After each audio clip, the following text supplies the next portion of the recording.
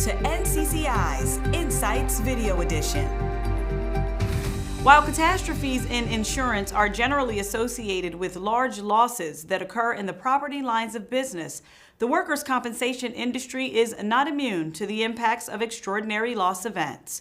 At NCCI's recent annual Insights Symposium, Director of Data Science Katie Williamson's session addressed the impacts of industrial accidents, natural disasters, terrorism events, and pandemics on the workers' compensation system.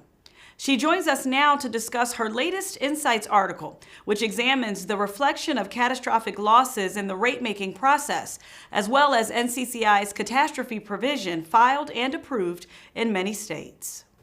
NCCI defines a catastrophe as any single event or peril that generates $50 million or more of workers' compensation losses. This was a change following COVID-19. Prior to COVID-19, NCCI defined a catastrophe based off a narrow list of specific perils. However, COVID-19 demonstrated that there's a large range of events that could generate workers' comp catastrophe losses.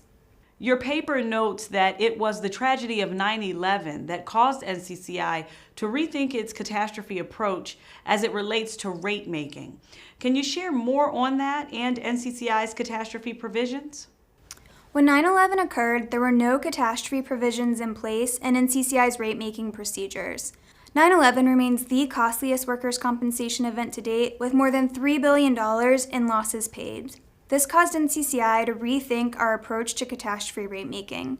We introduced two new catastrophe provisions, terrorism and catastrophe other, that reflect the long-term expected costs of catastrophes. These are used in our rate-making to replace the actual catastrophic losses due to their nature of being low frequency but extremely high severity. These losses may not be predictive of future expected costs. Looking ahead, what considerations may shape NCCI's understanding of catastrophes? NCCI will continue to reevaluate our catastrophe provisions. There's a few considerations on our mind as we look forward to the future. One is remote workers. Exposure is an important assumption underlying the catastrophe models that help guide the selections of the catastrophe provisions. There's potentially opposing forces at play. Exposure could increase due to the blurred lines between working and non-working hours.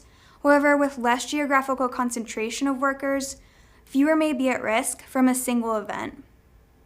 Further, we will continue to evaluate the appropriateness of the catastrophe threshold of $50 million. NCCI has seen single large losses that generated more than $30 million of case incurred in losses.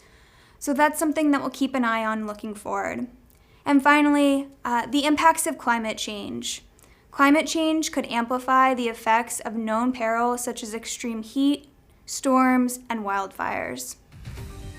Find the full article, Workers' Compensation Catastrophes, Past, Present, and Future, in our Insights portal.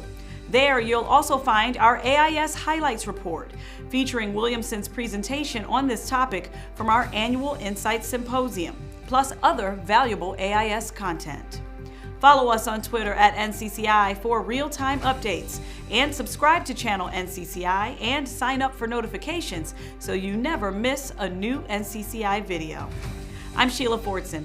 Join us next time when we discuss the issues at the top of the workers' comp agenda from the source you trust.